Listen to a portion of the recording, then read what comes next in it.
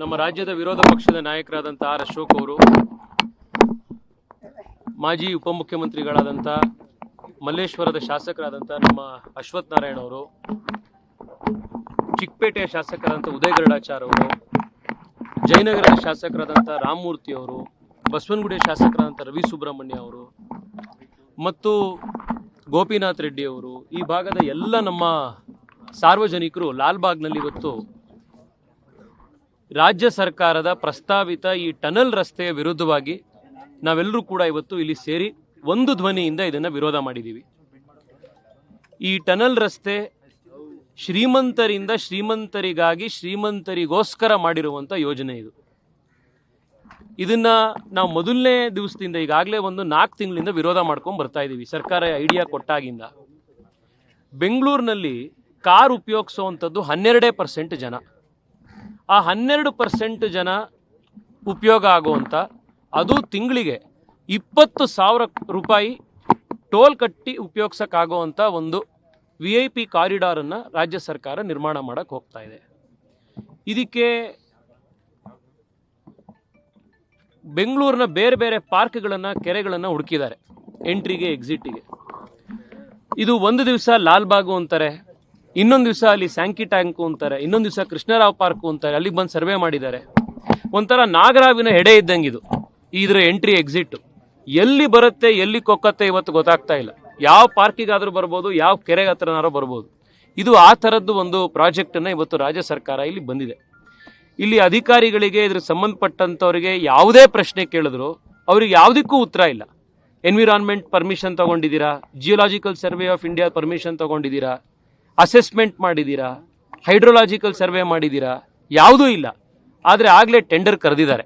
ಇದನ್ನು ನಾವು ಮಾಡಬೇಕು ಅನ್ನುವಂಥ ಹಠಕ್ಕೆ ರಾಜ್ಯ ಸರ್ಕಾರ ಬಿದ್ದಿದೆ. ಇದು ಬೆಂಗಳೂರಿನ ಮತ್ತು ರಾಜ್ಯ ಸರ್ಕಾರವನ್ನು ಆರ್ಥಿಕವಾಗಿ ಕಂಪ್ಲೀಟ್ ಆಗಿ ದಿವಾಳಿ ಎಬ್ಸೋದಕ್ಕಿರುವಂಥ ಇನ್ನೊಂದು ಯೋಜನೆ ಇದು.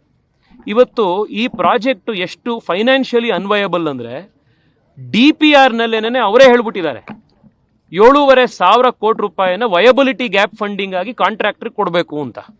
ಈ 7,500 ಕೋಟಿ ಎಲ್ಲಿಂದ ತರ್ತೀರಾ? ಸಾಲ ಮಾಡಿ ತರ್ತೀರಾ. ಅಂದರೆ ಕಾಂಟ್ರಾಕ್ಟರ್ಗೆ ಈ ಪ್ರಾಜೆಕ್ಟ್ ಮಾಡಿ ಅವನು ಕೈ ಸುಟ್ಕೋತಾನೆ ಅಂತ ಮುಂಚೆನೇ ಗೊತ್ತಿರೋದ್ರಿಂದ ನೀವೇ 7,500 ಕೋಟಿ ರೂಪಾಯಿ ಅವನಿಗೆ ಗಿಫ್ಟ್ ಕೊಡಕ್ಕೆ ಹೋಗ್ತಾ ಇದ್ದೀರಾ. ವಯಬಿಲಿಟಿ ಗ್ಯಾಪ್ ಫಂಡಿಂಗ್ ಅಂದರೆ ಅದೇನೆ. ಇಲ್ಲಿ ಎಕ್ಸಿಟ್ಟು ಲಾಲ್ಬಾಗ್ನ ಹಾಪ್ಕಾಮ್ಸ್ ಹತ್ರ ಬರ್ತಾ ಇದೆ, ಒಂದು ಎಂಟ್ರಿ ಎಕ್ಸಿಟ್ ಪಾಯಿಂಟ್. ನಾನು ರಾಜ್ಯ ಸರ್ಕಾರಕ್ಕೆ, ಮುಖ್ಯಮಂತ್ರಿಗಳಿಗೆ, ಉಪಮುಖ್ಯಮಂತ್ರಿಗಳಿಗೆ ಮನವಿ ಮಾಡ್ತೀನಿ, ನಿಮ್ಮ ಅಧಿಕಾರಿಗಳಿಗೆ ಕಳಿಸಿ ಆ ಹಾಪ್ಕಾಮ್ಸ್ ಎದುರುಗಡೆ BBMPಯ ಚಿತಾಗಾರ ಇದೆ. ಒಂದ್ಸತಿ ಅಲ್ಲಿ ಚಿತಾಗಾರದಲ್ಲಿ ಕೆಲಸ ಮಾಡ್ತಾ ಇರುವಂಥ ಕೆಲಸಗಾರರು ಹೋಗಿ ಕೇಳಿ, ಅವ್ರಿಗೆ ಸಂಬಳ ಬಂದು ಎಷ್ಟು ದಿವಸ ಆಯಿತು ಅಂತ. 1.5-2 ವರ್ಷದಿಂದ ಮಶಾಣದಲ್ಲಿ, ಚಿತಾಗಾರದಲ್ಲಿ ಕೆಲಸ ಮಾಡ್ತಾ ಇರುವಂಥ ಕಾರ್ಮಿಕರಿಗೆ ನೀವು ಸಂಬಳ ಕೊಟ್ಟಿಲ್ಲ. 7,500 ಕೋಟಿ ರೂಪಾಯಿ ಯಾವುದೋ ಹೊಸ ಕಾಂಟ್ರಾಕ್ಟರ್ಗೆ ಗಿಫ್ಟ್ ಕೊಡಕ್ಕೆ ರೆಡಿಯಾಗಿದ್ದೀರಾ. ಇದು ಈ ರಾಜ್ಯ ಸರ್ಕಾರದ ಒಂದು ಯೋಜನೆ. ಇದನ್ನ ಭಾರತೀಯ ಜನತಾ ಪಾರ್ಟಿ ಸಂಪೂರ್ಣವಾಗಿ ಆಸ್ ಅ ಪಾರ್ಟಿ ಇದನ್ನ ನಾವು ವಿರೋಧ ಮಾಡ್ತಾ ಇದ್ದೀವಿ. ಇದು ತೇಜಸ್ವಿ ಸೂರ್ಯ ವಿರೋಧ ಮಾಡ್ತಾ ಇರೋದಲ್ಲ, ಇದು ಯಾರೋ ಒಬ್ಬರ ವೈಯಕ್ತಿಕ ವಿರೋಧ ಅಲ್ಲ. ಇದು ಸಾರ್ವಜನಿಕರ ವಿರೋಧ, ಬೆಂಗಳೂರಿನ ಜನರ ವಿರೋಧ. ಭಾರತೀಯ ಜನತಾ ಪಾರ್ಟಿ ಒಂದು ಧ್ವನಿಯಾಗಿ ಜನರ ವಿರೋಧವನ್ನು ನಾವು ಇವತ್ತು ವ್ಯಕ್ತಪಡಿಸ್ತಾ ಇದ್ದೀವಿ. ಕೋರ್ಟ್ನಲ್ಲೂ ಕೂಡ ಡಿಸೆಂಬರ್ 9ನೇ ತಾರೀಕು ಹಿಯರಿಂಗ್ ಇದೆ. ಕೋರ್ಟ್ ಕೇಳುವಂಥ ಯಾವ ಪ್ರಶ್ನೆಗೂ, ನಾವು ಕೇಳ್ತಿರುವಂಥ ಪ್ರಶ್ನೆಗೆ ಅಧಿಕಾರಿಗಳಿಗೆ ಸರ್ಕಾರದ ಹತ್ರ ಉತ್ತರ ಇಲ್ಲ. Public preservation, park preservation act ಉಲ್ಲಂಘನೆ ಆಗ್ತಾ ಇದೆ, ಜಿಯೋಲಾಜಿಕಲ್ ಆಕ್ಟ್ ಉಲ್ಲಂಘನೆ ಆಗ್ತಾ ಇದೆ, ಹೈಡ್ರೋಲಾಜಿಕಲ್ ಸರ್ವೆ ಮಾಡಿಲ್ಲ, ಆಕ್ವಿಫರ್ ಸರ್ವೆ ಮಾಡಿಲ್ಲ. ಇದನ್ನ ಯಾವುದನ್ನು ನಮಗೆ ಉತ್ತರ ಕೊಡೋಕ್ಕಾಗ್ದಲೇ ಇದ್ದಾಗ ಇನ್ನು ಕೋರ್ಟಿಗೆ ಹೆಂಗೆ ಉತ್ತರ ಕೊಡ್ತಾರೆ ಅನ್ನೋದನ್ನ ಅವತ್ತು ನಾವು ನೋಡೋಣಂತೆ.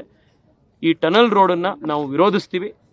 ಬೆಂಗಳೂರಿಗೆ ಬೇಕಾಗಿರುವಂಥ ಮೆಟ್ರೋ, ಬೆಂಗಳೂರಿಗೆ ಬೇಕಾಗಿರುವಂಥ ಒಳ್ಳೆ ಫುಟ್ಪಾತ್ಗಳು, ರಸ್ತೆಗಳು, ಅದನ್ನು ಆದಷ್ಟು ಬೇಗ ಮಾಡಿ ಅಂತ ಮತ್ತೊಮ್ಮೆ ಸರ್ಕಾರಕ್ಕೆ ಆಗ್ರಹ ಮಾಡ್ತಾ ಇದ್ದೀವಿ. ಇನ್ನು ನೀವು ನಿತಿನ್ ಗಡ್ಕರಿ ಅವರದನ್ನ ಕೇಳಿದ್ರಿ. ಈ ಕಾಂಗ್ರೆಸ್ನವರು ನಿತಿನ್ ಗಡ್ಕರಿ ಅವರು ಯಾವುದೋ ಸಂದರ್ಭದಲ್ಲಿ ಬೇರೆ ಇನ್ಯಾವುದೋ ಒಂದು ಪ್ರಾಜೆಕ್ಟಿಗೆ ಸಂಬಂಧಪಟ್ಟಂತೆ ಮಾತಾಡಿದ್ದಂಥ ಒಂದು ವಿಡಿಯೋವನ್ನು ಹಿಂದೆ ಮುಂದೆ ಇಲ್ದಲೆ ಕಟ್ ಮಾಡಿಬಿಟ್ಟು ಈ ಐಡಿಯಾ ಕೊಟ್ಟಿರೋದೇನೆ ನಿತಿನ್ ಗಡ್ಕರಿ ಅವರು ಅನ್ನೋ ರೀತಿ ಇವತ್ತು ರಿಜ್ವಾನ್ ಅರ್ಷದ್ ಅವರಾಗಿರಲಿ, ಕಾಂಗ್ರೆಸ್ನವರಾಗಲಿ ಇವತ್ತು ಬಿಂಬಿಸ್ತಾ ಇದ್ದಾರೆ. ನಾನು ನಿತಿನ್ ಗಡ್ಕರಿ ಅವ್ರ ಹತ್ರ ಮಾತನಾಡಿ ಅವರಿಗೆ ಈ ಪ್ರಾಜೆಕ್ಟ್ ಬಗ್ಗೆ ಹೇಳಿದೆ. ಗಾಬರಿ ಆಗ್ಬಿಟ್ರು ಅವರು, ಹಿಂಗಿದ್ಯಾ ಈ ಪ್ರಾಜೆಕ್ಟು ಅಂತ. ನಿತಿನ್ ಗಡ್ಕರಿ ಅವರೇನೆ ಈ ಪ್ರಾಜೆಕ್ಟನ್ನು ವಿರೋಧಿಸ್ತಾರೆ. ಈಗ ಅವ್ರು ಹೇಳಿದ್ರಿಂದ ಶುರು ಮಾಡ್ತಿದ್ದೀರಲ್ಲ, ಈಗ ನಾಳೆ ಅವ್ರು ವಿರೋಧಿಸಿದ ಮೇಲೆ ತಕ್ಷಣ ಬಿಟ್ಬಿಡ್ತೀರಾ ಇದನ್ನ? ಈಗ ನಿತಿನ್ ಗಡ್ಕರಿ ಅವರು ಇದ್ರ ವಿರುದ್ಧ ಮಾತನಾಡ್ತಾರೆ.